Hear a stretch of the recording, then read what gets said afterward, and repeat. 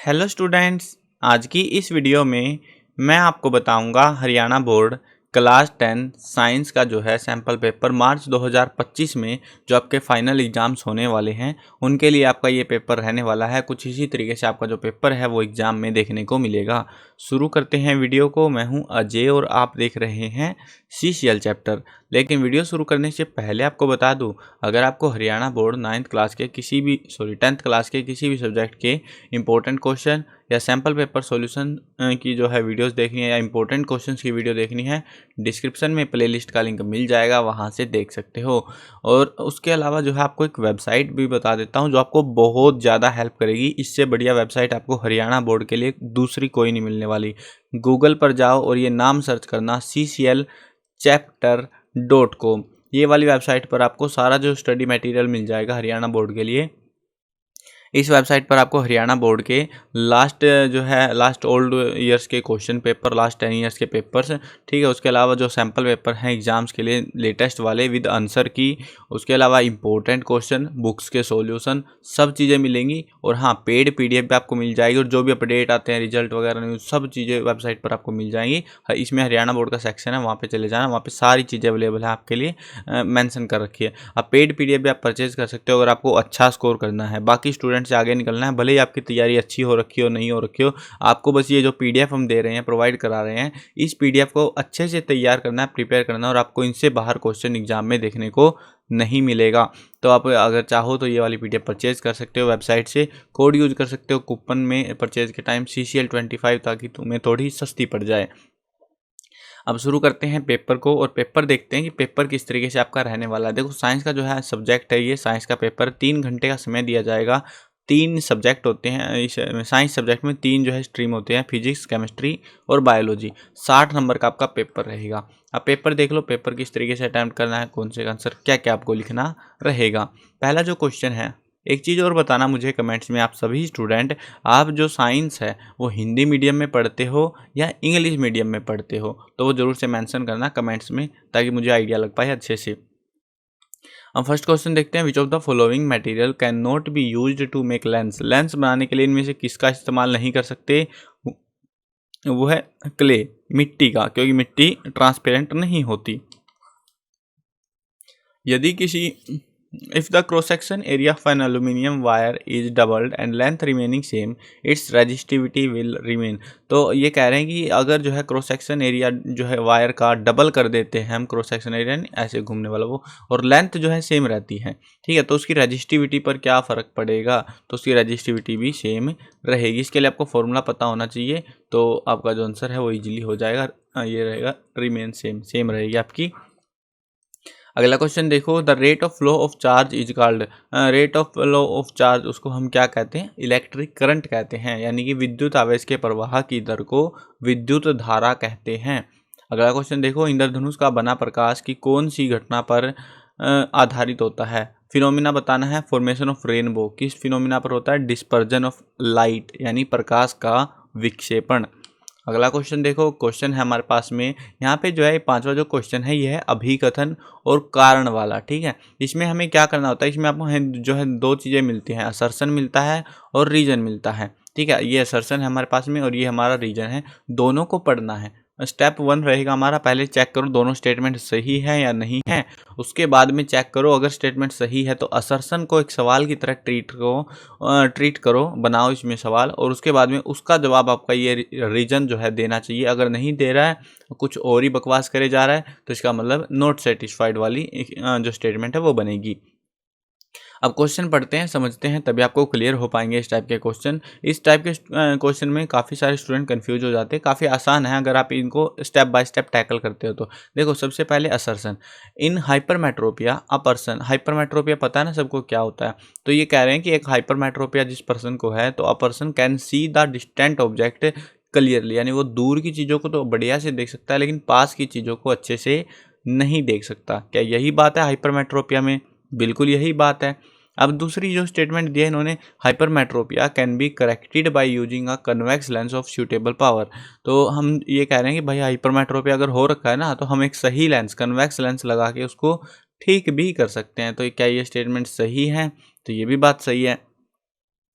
अब यहाँ पर सवाल की तरह ट्रीट करते हैं। देखो दोनों स्टेटमेंट सही होगी, हम अटक गए क्योंकि हमारे पास 4 ऑप्शन थे, या तो आर फॉल्स होता या ए फॉल्स होता। तो फॉल्स तो कोई सा नहीं है, सी ऑप्शन भी गया, डी ऑप्शन भी गया हमारे पास में। अब जो है बचा ए और बी। इसमें दोनों में ए और आर दोनों सही होती हैं, लेकिन आर एक में करेक्ट एक्सप्लेनेशन है और एक में करेक्ट एक्सप्लेनेशन नहीं है। तो अब हम क्या करें? तो अब हमें वापस क्वेश्चन पे आना पड़ेगा। जब दोनों स्टेटमेंट हमारी सही हो जाती है तो अब हमें क्वेश्चन को, असर्शन को क्वेश्चन की तरह ट्रीट करना है। जैसे हम यहाँ कहते हैं कि हाइपरमेट्रोपिया एक बीमारी है जिसमें बंदा दूर की भी चीज़ों को देख सकता है, पास की को नहीं देख सकता। हम पूछेंगे भाई क्यों नहीं देख सकता, है ना? तो ये कह रहे हैं हम लेंस लगा देंगे उसको। भाई हमने पूछा क्यों नहीं देख सकता, हमने ये नहीं पूछा कि ठीक कैसे करेंगे उसको, है ना? तो हमने सिर्फ ये बात पूछी थी। जो भी सवाल, जो भी स्टेटमेंट हो ना, उसके पीछे बस क्यों लगा दो, वाई, ऐसा क्यों होता है। अगर वो समझा पाए तो ठीक है, नहीं समझा पाए रीजन तो नॉट सुटेबल। तो अभी हमारा जो आंसर है वो क्या हो जाएगा? बी हो जाएगा। Both A and R true and R is not the correct explanation of A. I hope clear हो गया होगा। मैंने पूरी कोशिश करी आपको अच्छे से क्लियर कर पाने की कि कैसे टैकल करना है, ठीक है ना? क्योंकि हमारा सवाल क्या बन रहा था यहाँ पे कि हाइपरमेट्रोपिया में जो है व्यक्ति को जो है दूर का दिखता है, पास का नहीं दिखता। हम पूछते हैं क्यों नहीं दिखता, हमें बेसिकली बताना चाहिए था भाई लेंस हिल गया या वो चीज़, ऐसी कुछ बातें बतानी चाहिए थी, लेकिन नहीं, इन्होंने कुछ और ही बात की बकवास कर दी, यानी कि उसको ठीक करने पे तुले पड़े हैं। अगला क्वेश्चन देखो। अगला क्वेश्चन है लॉन्ग क्वेश्चन, मतलब 1 मार्क्स का क्वेश्चन है। Explain why the planet do not twinkle. हमें बताना है कि जो ग्रह है, प्लानेट है, वो ट्विंकल क्यों नहीं करते, तारों की तरह टिमटिमाते क्यों नहीं है, वो हमें बताना है। The planet are much nearer to the earth. Planet जो है बहुत नज़दीक होते हैं, समीप होते हैं पृथ्वी के, as compare to stars, stars के कंपेयर में। So these can be consider as broad source of light. तो इनसे हमें जो ज़्यादा लाइट मिलती है, बड़ी ज़्यादा रिफ्लेक्शन आते हैं ना, ज़्यादा लाइट मिलती है। If we consider a planet as a collection of large number of point size source of light, then the total variation in the amount of light entering in our eyes from all individual point size source will average out to zero. अब वो सभी से reflection आती है तो सभी की मिलके वो क्या हो जाती है, रिफ्लेक्शन का जो है ना इंडिविजुअल एक पॉइंट बच जाता है, वो जीरो हो जाती है। It means that we get light of constant intensity from a planet. हम जो है उस लाइट को, जो प्लैनेट से आ रही है, वो कॉन्स्टेंट आती है, वो अप डाउन नहीं होती। तो इसी वजह से जो है जो प्लैनेट्स है वो ट्विंकल नहीं करते हैं। जबकि उनमें से क्या होता है, क्योंकि प्लैनेट, पहली बात तो प्लैनेट जो है खुद सोर्स ऑफ लाइट नहीं है, वो रिफ्लेक्ट कर रहे हैं और वो कॉन्स्टेंटली रिफ्लेक्ट हो रही है लाइट, तो वो एक कॉन्स्टेंट इंटेंसिटी पे हो जाती है। जबकि जो स्टार्स होते हैं वो क्या होते हैं, वो उनकी लाइट की जो इंटेंसिटी होती है वो जो है फ्लक्चुएट होती रहती है। तो इस वजह से हमें वो ट्विंकल करते हुए दिखाई देते हैं। और दूसरे जो है फिनोमिना, अर्थ के एटमॉस्फेरिक फिनोमिना भी अपना काम करते हैं। चलो आगे बढ़ते हैं अगले क्वेश्चन पे। ये क्या हुआ है, क्वेश्चन नंबर 7 और 6 उल्टा पुल्टा कर रखा है इन्होंने। देखो यहाँ पे क्वेश्चन है हमारे पास में, एक इलेक्ट्रिक मोटर जो है 5 एम्पियर लेती है 220 वोल्ट की लाइन से। Determine the power of motor. Motor की पावर निकालनी है और एनर्जी कंज्यूम्ड इन 2 आवर, और 2 घंटे में कितनी एनर्जी वो कंज्यूम कर लेगा वो भी हमें साथ में मेंशन करना है। हमें क्या दे रखा है, करंट दे रखा है, यानी आई दे रखा है 5 एम्पियर का, ठीक है। उसके बाद में हमें जो है 220 वोल्ट की लाइन है, यानी हमें क्या दे रखा है, पोटेंशियल डिफरेंस यानी वी दे रखा है, वो कितना है 220 वोल्ट, ठीक है। अब ये 5 एम्पियर है। उसके बाद आपको पावर पहले पूछा है, determine the power of motor. Power का फॉर्मूला क्या होता है, पावर वी आई, है ना, यही तो होता है, power is equal two volt into current. अब पावर हमें निकालनी है, इनकी मल्टीप्लाई कर दो। तो मल्टीप्लाई के लिए क्या करना है, 220 की 5 से गुणा कर दो। ऑब्वियस सी बात है, 220 मल्टीप्लाई में 5, और क्या आ जाएगा आपका 1100 वाट आ जाएगा। वोल्ट नहीं आएगा, वाट आएगा। यूनिट पे ध्यान रखना, पावर की यूनिट वाट होती है, तो वाट आएगा डब्ल्यू, ठीक है। अब जो है उसके बाद में हमसे पूछा कि एनर्जी कंज्यूम 2 घंटे में कितनी एनर्जी कंज्यूम कर लेगी। वैसे तो देखो एनर्जी कंज्यूम के लिए आप दो चीज़ें दो तरीके से जो है निकाल सकते हो। एक तो आपको सिंपल पता है, ये जो यूनिट आती है, ये जो यूनिट आती है ना, पावर निकालते हैं जब भी किसी भी चीज़ की, वो हमारी 1 हावर की आती है किसी भी चीज़ की। और जब कैलकुलेट करते हो 1 आवर की आती है। अब इन्होंने 2 घंटा पूछा, मल्टीप्लाई बाई 2 कर लो। तो आपको पता होना चाहिए कि हाँ, मल्टीप्लाई 2 करोगे तो क्या हो जाएगा, 2200 वाट जो है आ जाएगी। अब वाट में नहीं लिखते उसको हम, एनर्जी कंजम्पशन को, तो उसके लिए हम क्या करेंगे, उसके लिए हम जो है इसको सिंप्लीफाई करेंगे। तो क्या हो जाएगा 2.2 किलोवाट आर। जो यूनिट्स आती है ना घरों में, यानी कि 2.2 रीडिंग निकल गई हमारे घर के मीटर की, तो वो होती है, तो वो किलोवाट आर, ठीक है, तो वो हमारी एनर्जी कंज्यूम्ड होती है। अब इसके लिए फॉर्मूला लिख के दिखाना पड़ेगा आपको ऊपर यहाँ पे, एनर्जी कंज्यूम्ड बराबर में होता है हमारा power with time, power into time. तो इस तरीके से लिखो और इसको सोल्व कर दो। अगर आप इससे सेटिस्फाइड हो, इसको आगे और भी बढ़ाना चाहते हो, जूल में लिखना चाहते हो, तो आपको क्या करना है 2.2 इंटू में जो है जूल की यूनिट लिखने, किलोवाट आवर को जूल में कन्वर्जन के लिए आपको 3.6 इंटू 10 की पावर 6 जूल से जो है मल्टीप्लाई करना पड़ेगा इसको, और उसके बाद आपका जो आंसर है वो आ जाएगा 7.92 इंटू 10 की पावर 6 जूल। तो ये आंसर हो जाएगा। यहाँ तक भी करोगे तो भी आपको टीचर नंबर दे देगा, ठीक है ना। तो वो आपके ऊपर निर्भर करता है यहाँ पे छोड़ना या आगे बढ़ाना है इसको। अब लेकिन हाँ, एक चीज़ ध्यान रखना, अगर ये पूछे कि जूल में बताओ तो आपको ये करना पड़ेगा, ये मल्टीप्लाई करनी पड़ेगी एड ऑन। नेक्स्ट क्वेश्चन देखो, what is an electric current. इस टाइप का क्वेश्चन आता है एग्जाम में, हर बार आता है, ध्यान से अच्छे से प्रिपेयर करना। What is an electric current, right formula और एसआई यूनिट। इलेक्ट्रिक करंट बताना है, फिर फॉर्मूला बताना है, फिर एसआई यूनिट बतानी है। Electric current, the rate of flow of charge through a conductor is called electric current. अब फॉर्मूला लिखते हैं, इसका फॉर्मूला क्या होता है, आई। इलेक्ट्रिक करंट को आई से डिनोट करते हैं। करंट होता है चार्ज अपॉन टाइम, चार्ज को क्या उसे डिनोट करते हैं, टाइम को टी से। Where I is electric current, Q is electric charge, and T is the time. और इसकी एसआई यूनिट, करंट की एसआई यूनिट होती है एम्पियर, जैसे हम पीछे भी सोल्व कर रहे थे क्वेश्चन को, तो एम्पियर में दी हुई थी यूनिट। आगे बढ़ते हैं 8th क्वेश्चन पे। Name a device used to measure electric current.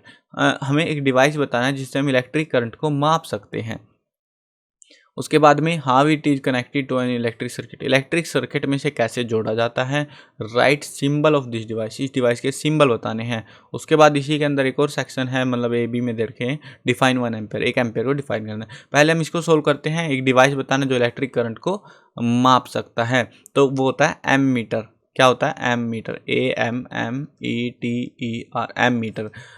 An ammeter is used to measure electric current. It is connected in series. ये पूछ रहे थे ना कैसे कनेक्ट करते हैं। It is connected in series in an electric circuit.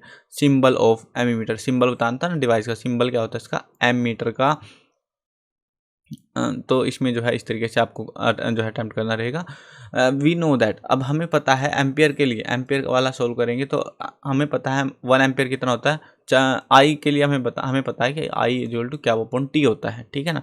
अब आई की यूनिट तो एम्पियर है, तो चार्ज अपॉन टाइम है, तो एन एम्पियर को हम डिफाइन करेंगे 1 एम्पियर को, यानी कि चार्ज की कुलाम्ब होती है, तो 1 कुलाम्ब अपॉन सेकंड, यानी कुलाम पर सेकंड भी इसकी यूनिट हो सकती है। तो एम्पियर को हम कहेंगे कि current flowing through a conductor is said to be 1 ampere if 1 coulomb charge flows through it in 1 second, यानी कि 1 कुलाम चार्ज जो है, क्योंकि इन्होंने एग्जैक्टली बोला 1 एम्पियर को डिफाइन करना, ना कि एम्पियर को डिफाइन करना, ठीक है ना, तो फ़र्क होता है। तो आपको बताना है कि जब जो है 1 कुलाम चार्ज 1 सेकंड में फ्लो होगा किसी कंडक्टर के थ्रू, उसे हम जो है 1 एम्पियर कहेंगे, ठीक है। आगे बढ़ते हैं। आगे जो है हमारे पास में नेक्स्ट जो क्वेश्चन है हमारे पास में, describe the magnetic field due to electric current due to a current through a circular loop. तो मैग्नेटिक फील्ड ड्यू टू ये बताना है, और इसके ऑप्शन में दूसरा क्वेश्चन आपके पास में। चलो पहले इसको डिस्क्राइब करते हैं, सोल्व करते हैं। देखो, magnetic field due to current through a circular loop. Magnetic field due to current through a circular loop. When current flows through a circular loop, circle में जो flow होता है, then magnetic field develop around every point of the loop in form of concentric circles. At every point of current carrying circular loop, diagram भी बना सकते हो चाहो तो इसमें आप। The concentric circle representing the magnetic field around it would become larger and larger as we move away from the wire, जैसे हम दूर जाते रहेंगे वो बड़े होते जाएंगे। By the time we reach at the centre of the circular loop, the arc of this big circle would appear as straight lines. अगर हम सेंटर में चले जाते हैं तो स्ट्रेट लाइन की तरह दिखेंगे हमें। Every point on the wire carrying current to give rise to magnetic field appearing a straight line as a center of the loop. Every section of the wire contribute to the magnetic field line in the same direction within the loop. तो इस तरीके से आपको इसका answer लिखना रहेगा। Answer की आपको वेबसाइट पे मिल जाएगी cclchapter.com पे, मॉडल पेपर सेक्शन में, वहाँ से डाउनलोड कर लेना, अच्छे से प्रिपेयर करके जाना। Name 2 safety measures which are used in electric circuit and appliances. 2 safety measure बताने हैं और उनकी वर्किंग भी बतानी है। देखो, पहला हम लिख सकते हैं कि इलेक्ट्रिक फ्यूज क्या काम करता है, यानी कि जब सर्किट एक दूसरे से टकरा जाता है। वर्किंग ऑन इलेक्ट्रिक फ्यूज, पहला तो वर्किंग क्या है इसकी, तो it is a wire which is used in the live wire, it is an alloy of lead and teen. whenever there is a flow of heavy electric current and cut off the supply of electric current, thus it saves the electric wire from damage। तो electric wire को damage होने से बचाता है। जैसे दो wire positive negative टकरा जाते हैं और फ्यूज लगा हुआ है बीच में जो कि लीड और टीन से बना हुआ है, तो वो टकराते ही वो फ्यूज जल जाएगा। तो उससे क्या होगा, आपकी पूरी वायर जलने से बच जाएगी, सिर्फ वो फ्यूज जल जाएगा। ठीक है, पहला तो ये। दूसरा जो है हम यूज़ कर सकते हैं अर्थिंग, तो अर्थ वायर जिसको कहते हैं, वर्किंग ऑन अर्थ वायर। अब यहाँ पे क्या है, it act as safety device, ये सेफ्टी डिवाइस की तरह काम करता है। There is of leakage of current in the metallic body of electric appliances like electric iron toaster etcetera.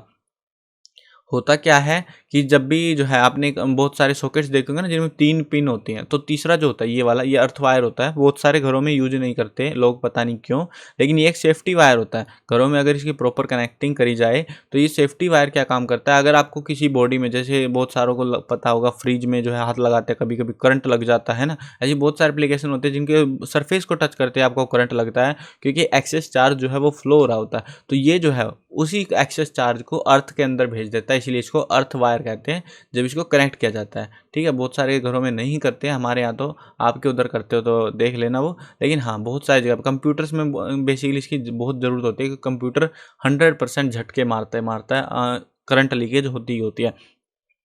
ऐसे बहुत सारे डिवाइसेज है, तो उसको जो है शॉक से बचाने के लिए हमें इसका जो है इस्तेमाल करना चाहिए, करना पड़ता है। ठीक है ना, अच्छे से आप भी अगर कभी वायरिंग कराओ या ध्यान रखना, एक ग्रीन कलर की वायर आपके घर में बिछाई जाती है जो इंडिकेट करते हैं कि ये अर्थिंग वायर है हमारी। ठीक है, चलो आगे बढ़ते हैं अगले क्वेश्चन पे।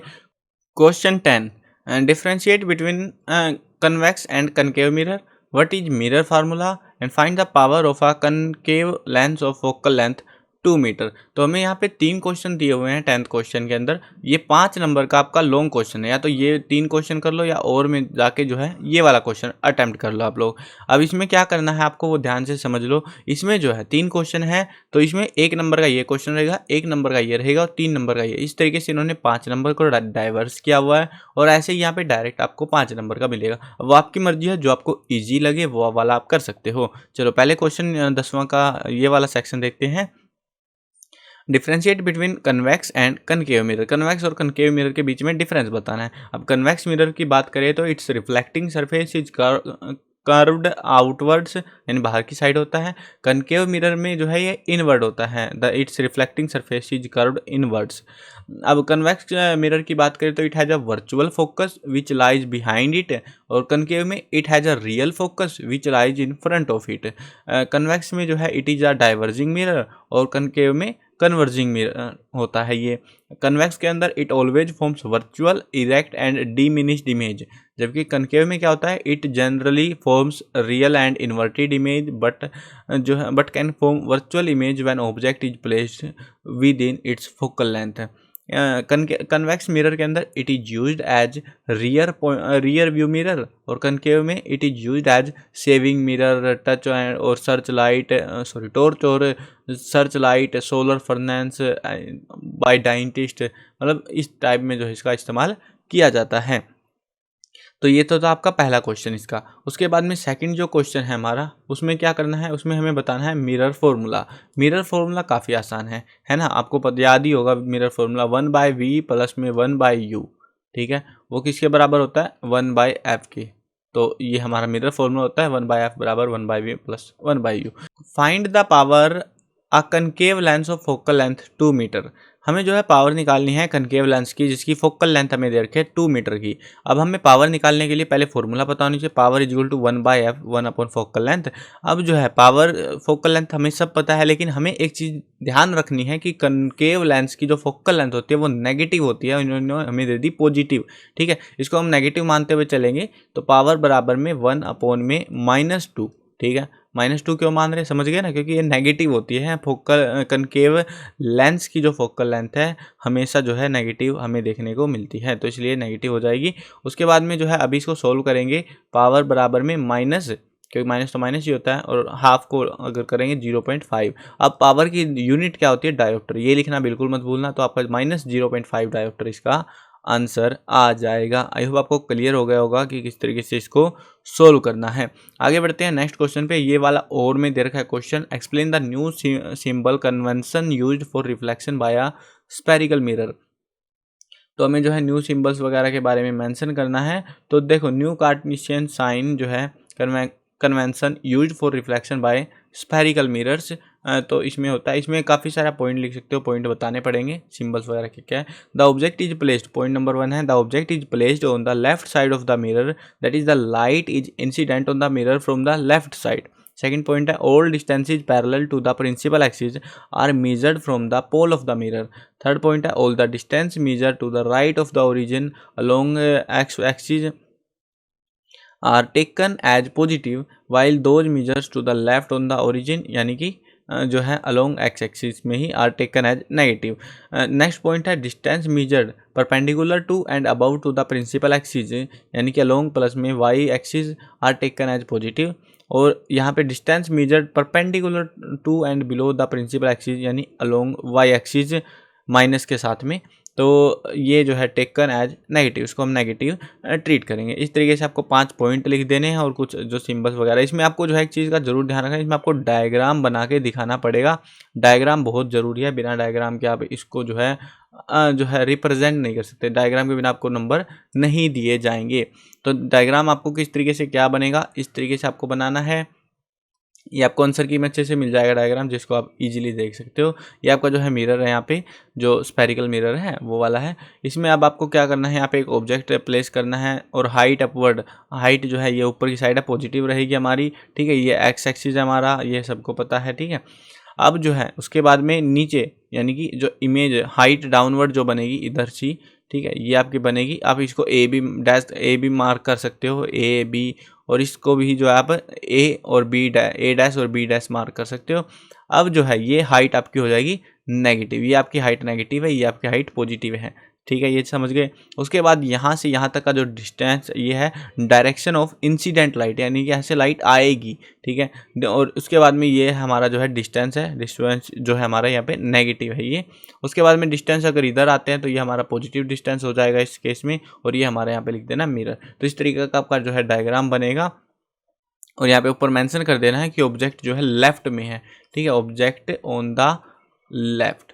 तो इस तरीके से आपको ये डायग्राम भी बनाना है, तभी आपका जो पूरे नंबर मिलेंगे। इसमें जो है 2 नंबर, 1.5 से 2 नंबर आपके डायग्राम के रहेंगे, बाकी आपके पॉइंट्स के रहेंगे। कहीं आप सोचो पॉइंट के नंबर मिलेंगे खाली, तो वो आपके ऊपर निर्भर करता है कौन सा क्वेश्चन आपको सोल्व करना है।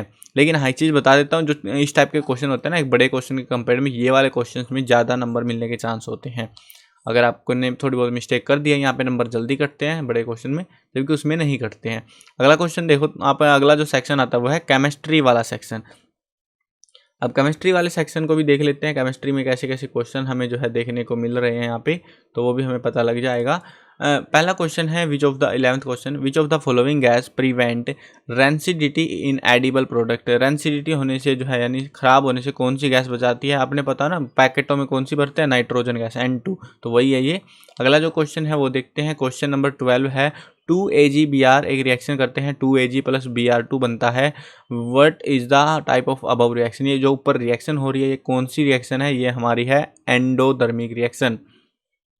अगला क्वेश्चन देखो, fill in the blank is a non metal, एक नॉन मेटल के बारे में बताना है, which is good conductor of electricity, तो वो कौन सा है, ग्रेफाइट, जो कार्बन से बना होता है, ग्रेफाइट, GRAPHIT, तो ये आपका जो है ग्रेफाइट जो है होता है। अब अगला जो है क्वेश्चन देखते हैं, व्हाट इज मैलिएबिलिटी। मैलिएबिलिटी क्या है, the property of metal due to which they can be beaten into thin sheets, है ना। मैलिएबल नाम से पता लग रहा है पिघल जाए जैसे, तो वो थिन शीट्स में बना सकते हैं, उसको हम प्रॉपर्टी को मैलिएबिलिटी बुलाते हैं। अब इसमें भी आपको जो है टोटल आपको साइंस में 3 असर्शन रीजन मिलेंगे, एक फिजिक्स, एक केमिस्ट्री, एक बायोलॉजी से, ठीक है। अभी हमारे पास में केमिस्ट्री वाला आ चुका है। द क्वेश्चन यहाँ पे जो है 2 स्टेटमेंट दिया है असर्शन रीजन को, अब पढ़ते हैं अच्छे से, समझते हैं कौन सा आंसर सही रहेगा। HCl HNO3 ये जो है ऐसे कंपाउंड जो है so acidic character in aqueous solution, aqueous solution के अंदर ये एसिडिक कैरेक्टर दिखाते हैं, बिल्कुल सही बात है।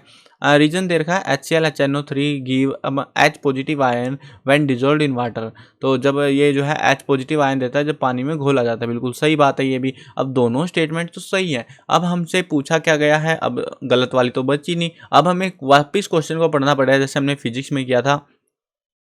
ये हमें कह रहे हैं कि HClHNO3 जैसे कंपाउंड है जो एसिडिक कैरेक्टर दिखाते हैं एक्वस सॉल्यूशन में। हम पूछते हैं क्यों दिखाते हैं, ये कह रहे हैं इसलिए दिखाते हैं क्योंकि वो H पॉजिटिव आयन बन जाते हैं जब वो पानी में घुलते हैं। तो बात भी सही है, लॉजिक भी सही है, दोनों चीज़ें सही हैं, तो हम भी सही हैं भाई। Both A and R R true and R is the correct explanation of A. I hope clear हो गया होगा। इस तरीके से आपको इसको सोल्व करना है। आगे बढ़ते हैं, आगे जो है 1 मार्क्स के क्वेश्चंस मिलेंगे। हाँ, ये वाला 2 मार्क्स का भी। चलो आगे बढ़ते हैं इस पे। What are decomposition reaction? Decomposition reaction क्या है, एग्जाम्पल भी आपको साथ में मेंशन करना है। Those chemical reaction in which a single reactant break down into 2 और more simple product are called decomposition reaction. Example के तौर पे जैसे FeSO4 है, FeSO4 है, अगर उसको हम गर्म करेंगे, हीट देंगे उसको हम, तो क्या बनेगा? Fe2O3 प्लस में SO3 प्लस में SO2, तो ये हमारा प्रोडक्ट बनेगा। यानी कि फेरस सल्फेट को जब हम गर्म करते हैं तो ferrous oxide plus sulphur trioxide plus में सल्फर डाइऑक्साइड, ये जो हमारे प्रोडक्ट बनते हैं। तो ये एक हमारी डीकम्पोजिशन रिएक्शन है। आगे बढ़ते हैं नेक्स्ट क्वेश्चन पे। Chemical formula and 2 uses. Washing soda का पहले फार्मूला लिखना है और उसके 2 यूज हमें मेंशन करने हैं। देखो फार्मूला क्या है आपका, Na2CO3.10H2O। तो ये आपका वॉशिंग सोडे का फार्मूला हो गया। और उसके बाद में इसके यूज बताने हैं। तो इसको जो है ग्लास में, सोप एंड पेपर इंडस्ट्री में इसका यूज होता है। और इसमें जो है परमानेंट हार्डनेस ऑफ वाटर को रिमूव करने के लिए भी वॉशिंग सोडे का हम इस्तेमाल करते हैं। आगे बढ़ते हैं नेक्स्ट क्वेश्चन पे। क्वेश्चन है हमारे पास में द सॉल्यूशन, एक सॉल्यूशन दिया हुआ है ABC when tested with universal indicator showed that pH 0, 7, 14 respectively, which solution is. तो एक ऐसा सॉल्यूशन है जो हमें 0, 7 और 14 हमें दिखा रहा है। तो वो हमें बताना है यहाँ पे। तो न्यूट्रल है, स्ट्रॉन्गली अल्कलाइन है, स्ट्रॉन्गली ABC, 3 सॉल्यूशन है हमारे पास में, ठीक है। तो उसके हिसाब से हमें बताना है।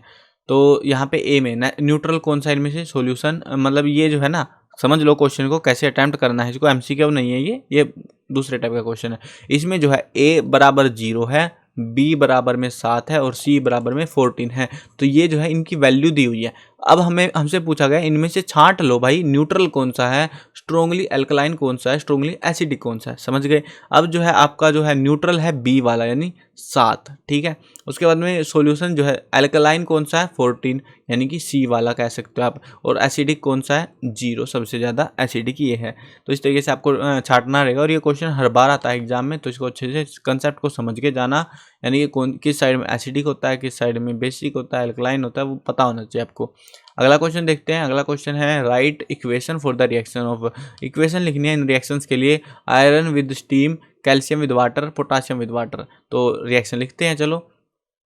आयरन विद स्टीम यानी कि Fe प्लस में H2O, ठीक है। यहाँ पे 3 Fe हो जाएंगे और 4 H2O चाहिए होंगे हमें, तब एक रिएक्शन कंसिडर होगी। Fe3O4 ये बनेगा, प्लस में 4 H2 जो है हाइड्रोजन गैस जो है बाहर निकल जाएगी, बन जाएगी, ठीक है। Calcium with water, calcium with water को Ca प्लस H2O, तो इसको जब रिएक्ट करेंगे हम तो क्या बनेगा, CaOH2 प्लस में H2, ये हाइड्रोजन गैस बनेगी। पोटासियम विद वाटर, जब पोटासियम को रिएक्ट करेंगे यानी कि 2K जो है पोटासियम का सिंबल है, 2 पोटासियम लेंगे हम और 2 H2O लेंगे। तो इसको जो है हम रिएक्ट करेंगे तो हमारा जो है प्रोडक्ट जो बनेगा 2KOH प्लस में H2 गैस बनेगी। हर केस में H2 गैस बन रही है और यहाँ पे एक रिएक्शन बन रही है जिससे हमारे ये प्रोडक्ट्स बनते जा रहे हैं।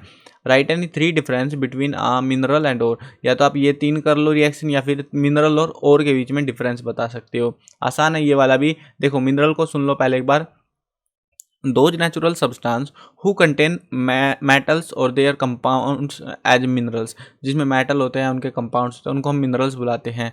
Mineral contain less amount of metal, minerals के अंदर कम मेटल होती है। ऑल मिनरल्स आर नॉट ओर, सारे जो मिनरल होते हैं वो और नहीं कंसीडर किए जा सकते। और क्या होते हैं, those minerals which from which metal is extracted easily and economically are called ores, यानी कि वो पदार्थ जो हम धरती से निकालते हैं, और तो मिनरल भी वही होते हैं, धरती में से निकलते हैं दोनों चीज़ें। अब इसमें क्या होता है, जिस चीज़ में से धरती में से निकाला उसमें से हम जो मेटल्स हैं वो ईजिली हम एक्सट्रैक्ट कर पाएँ, और उसके अलावा जो हमारा खर्चा है वो भी कम आए, तो उसको हम और बुलाते हैं।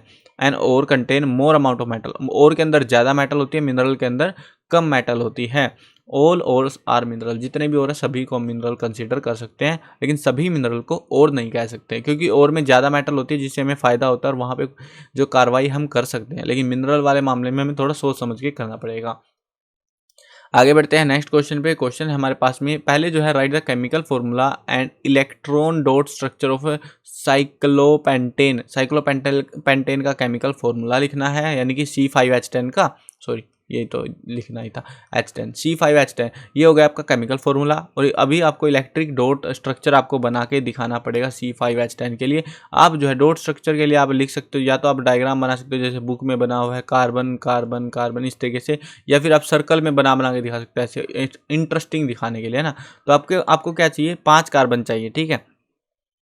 तो 5 कार्बन जो है आपके एक चेन बनाएंगे 5 कार्बन मिल के, यानी कि अब दिखाता हूँ कैसे बनाएंगे। C तीनों के ना 4 और 5, आपकी इस तरीके से एक चेन बनेगी 5 कार्बन की, समझ गए। उसके बाद में हर कार्बन पे, क्योंकि कार्बन की वैलेंसी होती है 4, तो अभी 2 तो भर चुकी है हर एक कार्बन की, 2 और बची है, तो सभी पे आप 2 हाइड्रोजन चिपका दो, ठीक है। C5H10 इस तरीके से आपके बन जाएंगे, H H H H H H H और H, ठीक है। ये आपका हो गया डॉट स्ट्रक्चर। इसको जो है और भी इंटरेस्टिंग दिखाना अगर आपको, तो इनको सर्कल्स में कर लो, जिससे आपको और भी अट्रैक्टिव लगेगा आपका ये डायग्राम, और टीचर खुश होकर कूदता हुआ नंबर देगा कि भैया ये लो पूरे नंबर ले जाओ आप एग्जाम में, ठीक है। इस तरीके से आपका जो है डायग्राम बन जाएगा एक आपका जो है डॉट स्ट्रक्चर, ठीक है, समझ में आ गया।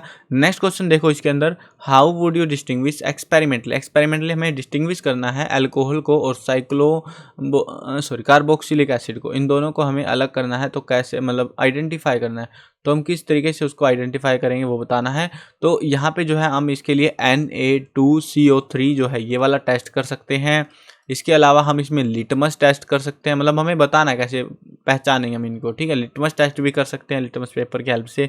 उसके अलावा हम एल्केलाइन KMnO4 ये वाला जो टेस्ट है ये भी हम इसमें कंडक्ट कर सकते हैं, ठीक है। इस तरीके से होगा ये। अब जो है अल्कोहल में फ़र्क क्या होगा, आप कैसे, ये नहीं करना कि आपने बता दिया बस हाँ ये टेस्ट कर सकते हैं बस छोड़ दिया, नहीं, आपको बताना पड़ेगा इनमें रिजल्ट क्या क्या आएंगे। अब देखो जब आप जो है इसको अल्कोहल के अंदर क्या होगा, अगर इसको डालोगे तो आपकी कोई रिएक्शन नहीं होगी, ठीक है। जबकि देखो 2 चीज़ें हैं, मैं अभी लिख लेता हूँ, एल्कोहल, ठीक है, और यह है कार्बोक्सिलिक एसिड। अब अल्कोहल में जब आप 0.1 को डालोगे यानी Na2CO3 को डालोगे तो इसमें आपकी कोई रिएक्शन नहीं होगी, जबकि इधर CO2 गैस बन जाएगी, कार्बन डाइऑक्साइड गैस जो आपकी यहाँ पे बन जाएगी।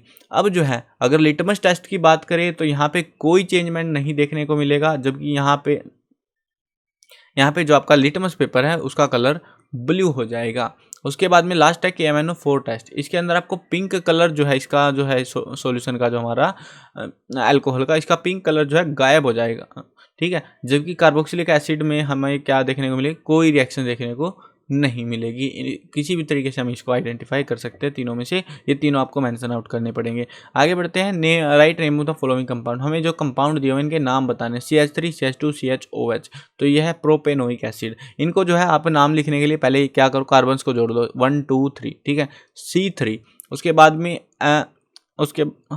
C2 लिखेंगे हम क्योंकि CHO बनेगा लास्ट में, OH है, सॉरी OH, C3।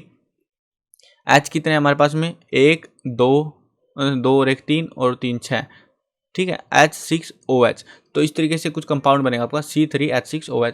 तो ये आपका क्या बनेगा, प्रोपेनोइक एसिड बन जाएगा। ऐसे ही जो है CH3 CH2 CH2OH, यहाँ पे एक H2 एक्स्ट्रा है यानी कि 7 हो जाएगा बस आपका यहाँ पे, और बाकी सेम ही है डायग्राम आपका। तो ये क्या बन जाएगा आपका, प्रोपेनोल बन जाएगा। क्या बन जाएगा, प्रोपेनोल, ठीक है, यानी कि प्रोपेन OL वाला, ठीक है। चलो आगे बढ़ते हैं। अगला, draw the dot structure of the following compound. हमें जो है स्ट्रक्चर बताना है इथेनोइक एसिड का, हेक्सेनल का, ब्यूटेनोन का, इनका जो है डायग्राम आपको बना के दिखाना पड़ेगा कि किस तरीके से जो है आपका ये बनेगा।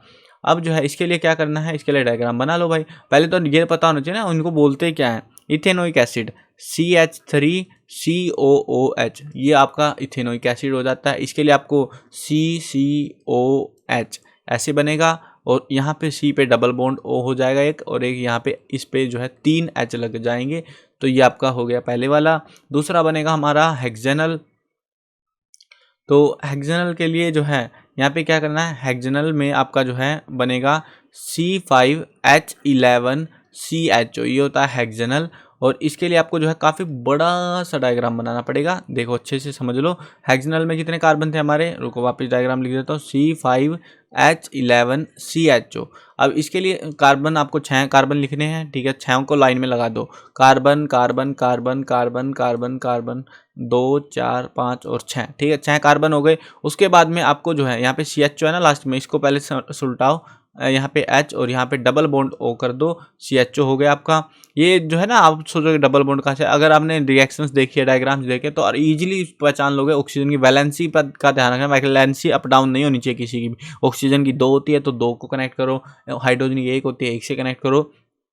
डायग्राम कभी भी आपका इस चीज़ को ध्यान में रख के करोगे तो कभी गलत नहीं होगा। उसके बाद बस कुछ नहीं करना, हाइड्रोजन ऊपर जो है हाइड्रोजन चिपका देनी है आपको, ठीक है, इसमें नहीं चिपकानी क्योंकि ये ऑलरेडी खत्म हो चुका है, इसमें 2 3 और 4 बॉन्ड बन चुके हैं।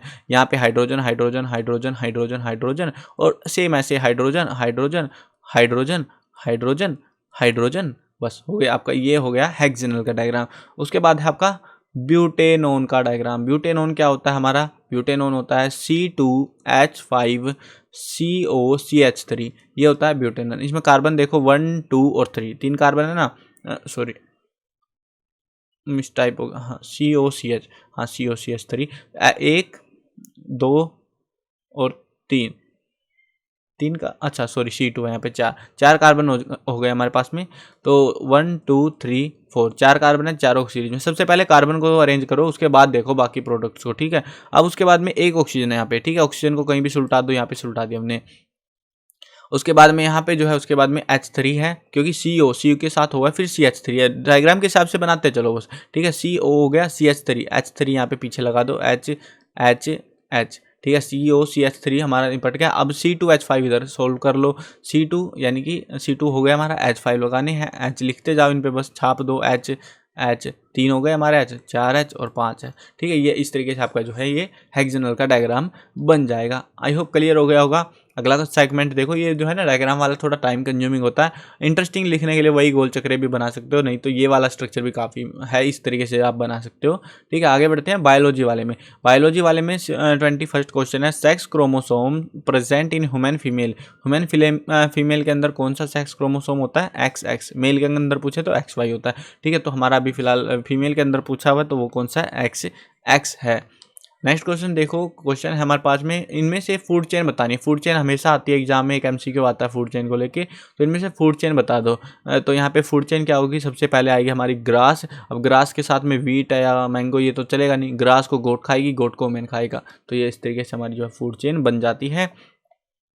अगला क्वेश्चन देखो, fill in the blank, protect earth from harmful UV radiation. UV radiation से कौन बनाता है, बचाता है O3, ओजोन लेयर बचाती है हमें, ठीक है ना। नेक्स्ट क्वेश्चन देखो, which endocrine gland secretes both hormones and enzyme. तो कौन सी ग्लैंड है जो हार्मोन और एंजाइम दोनों रिलीज करती है, वो है पैनक्रियाज, अग्नाशय बोलते हैं जिसको हिंदी में, पैनक्रियाज। ये आंसर की जो वेबसाइट पे अवेलेबल है ना, वो हिंदी इंग्लिश दोनों मीडियम में, ठीक है। अगर आप कंफ्यूज हो रहे हो, दोनों मीडियम में इजीली समझ सकते हो सारी चीज़ें, अगर किसी ने पहले में हिंदी में पढ़ा हुआ कुछ चीज़ें। चलो अब देखते हो, और पेपर भी आपका दोनों मीडियम में आता है, हिंदी में भी इंग्लिश में भी एक ही पेपर आता है वो आपका। अब देखो असर्शन रीजन देख लो, असर्शन रीजन इसमें भी आएगा बायोलॉजी में। असर्शन दे रखा है, it is advise to take iodise salt. हमें सलाह दी जाती है कि आयोडाइज सोल्ट ले, ठीक है भाई। अरे इसका ऑप्शन कहाँ है भाई, पड़ोस में बेचा है क्या ये। चलो नेक्स्ट, इसमें जो है रीजन दे रखा है, रीजन क्या है, iodine is essential to make thyroxine hormone which control the metabolism of carbohydrate protein and fat.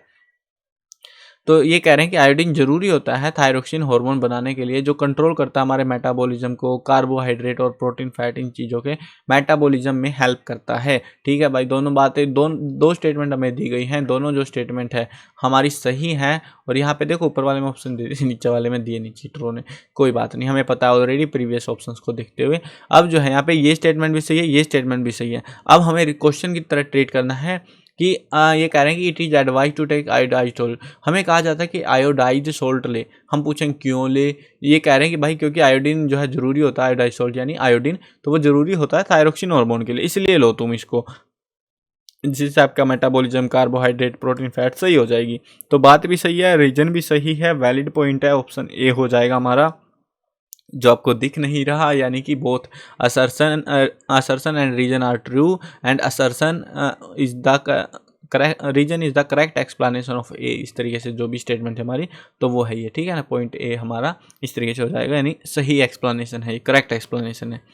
अगला क्वेश्चन देखो आप, 26वां question, what is the role of brain in reflex action.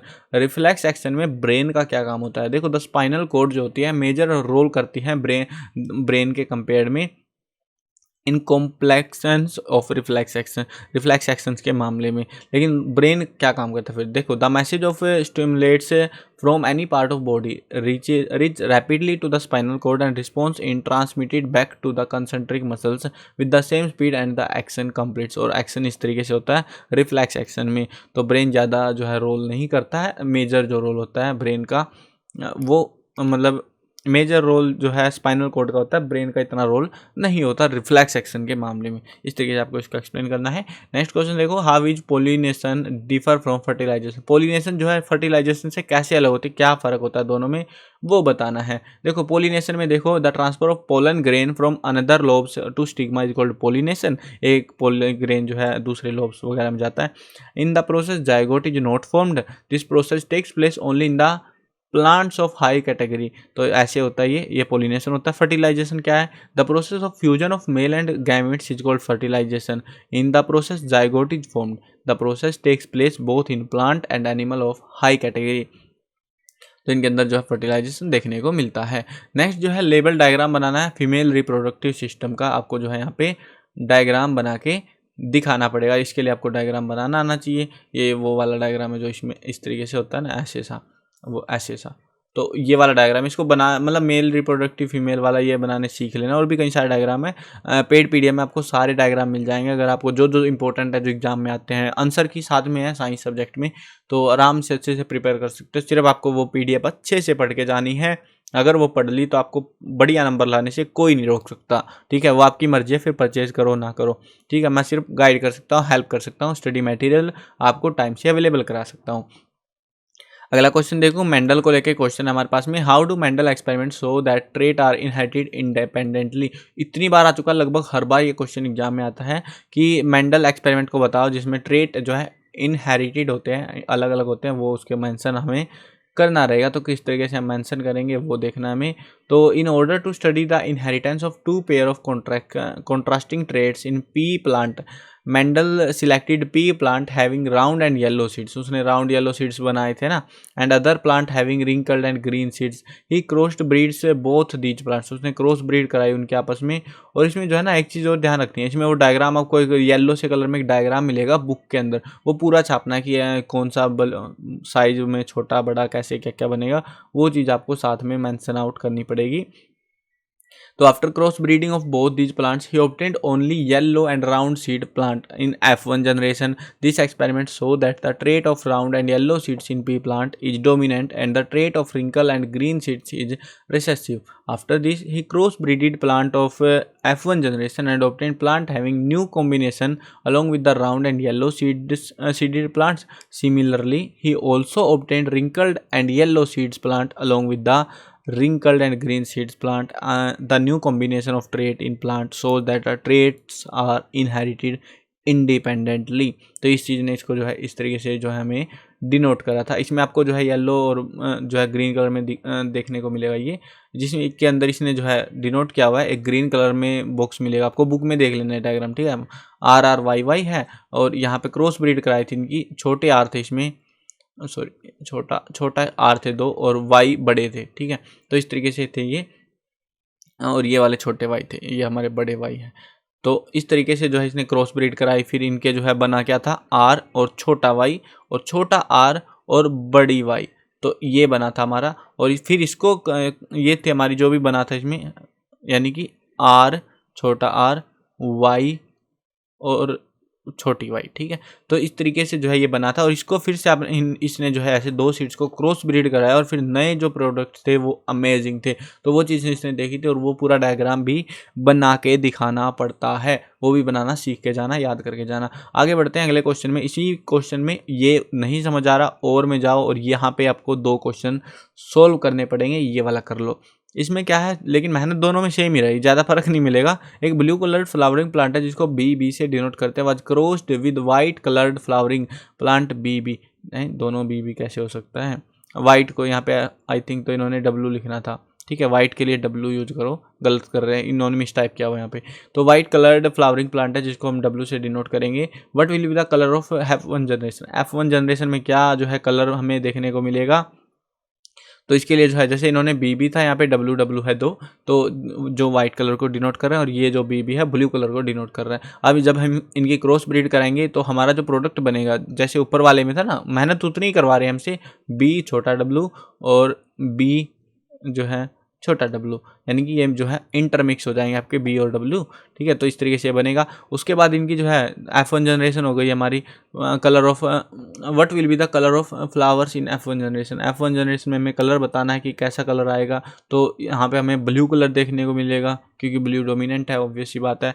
उसके बाद में what percentage of white flowered plant will be in F2 generation, F2 generation निकालने के लिए आपको पूरा निकालना पड़ेगा, मतलब वो टेबल बनानी पड़ेगी बी डब्ल्यू की, ब्लू और ब्लू वाइट, ठीक है। F2 जनरेशन के अंदर 3 ब्लू आएंगे, अगर 4 वो प्रोडक्ट बन रहे हैं तो एक जो है हमें वाइट देखने को मिलेगा through self pollination of F1 plant. जब हम F1 प्लांट की सेल्फ पोलिनेशन कराएंगे, एक्सप्लेन विद डायग्राम, डायग्राम आपको छाप के दिखाना पड़ेगा।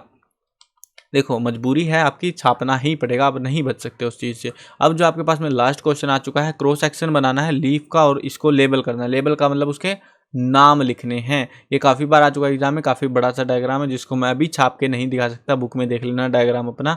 आगे बढ़ते हैं। अगला जो है, describe various event taking place during photosynthesis. Photosynthesis के अंदर जो अलग अलग प्रोसेस होते हैं वो बताने हैं, जिसके अंदर process in which green plant take CO2 from air, water and mineral from the soil of and prepare their own food in presence of sunlight and chlorophyll is called photosynthesis. इसमें जो है अलग अलग इवेंट होते हैं, जैसे absorption of light energy by chlorophyll, conversion of light energy of chemical energy, splitting of water molecule into hydrogen and oxygen, reduction of carbon dioxide to carbohydrate. तो इस तरीके से रहेगा। अब आप ये सोचो कि भाई हम तो बच गए डायग्राम में। देखो ये डायग्राम भी बहुत बार आता है, और उसके अलावा हर्ट का डायग्राम आपने जरूर सुना होगा, well label diagram, cross section of human heart का डायग्राम बनाना है। और रोल ऑफ सलाइवा, डायग्राम वगैरह आपको खुद बनाने बुक में से याद करके जाने पड़ेंगे। Role of saliva and bile juice in process of digestion, role क्या होता है सलाइवा और बाइल जूस का वो बताना है। सलाइवा जो है क्या करता है, saliva contains an enzyme called salivary amylase, जिसको पटाइलियन भी बोलते हैं, which breaks down starch to give sugar, starch को ये शुगर बनाने के लिए तोड़ देता है। Saliva also kills microorganisms present in food, food के अंदर जो माइक्रो ऑर्गेनिज्म है उनको मार देता है। अब बाइल जूस का क्या रोल होता है, बाइल जूस में एकदम medium alkaline for pancreatic enzyme to act, ताकि वो रिएक्शन कर सके पैनक्रिएटिक एंजाइम, तो उसके लिए वो उसको सूटेबल बनाता है। It break large fat molecules globules into smaller globules which is known as emulsification of fat. तो ये जो है 2 प्रोसेस यहाँ पे देखने को हमें मिलते हैं। तो हाँ, एक और चीज़ बता दूँ, पेपर आपका कंप्लीट हो चुका है। आपको एक चीज़ बता देता हूँ, आपका जो पेपर है ना, पेपर के अंदर जो डायग्राम आएंगे वो पेंसिल से बना के आना है, पेन से कोई मत बनाने जाना वहाँ पे, ठीक है। अगर आपने पेन से बना दिए, टीचर नंबर काटता ही काटता है। पेंसिल से बनाने हैं, पेंसिल, इरेजर जो भी चीज़ें चाहिए वो लेके जाना अपने साथ में पेपर के टाइम पे, ठीक है।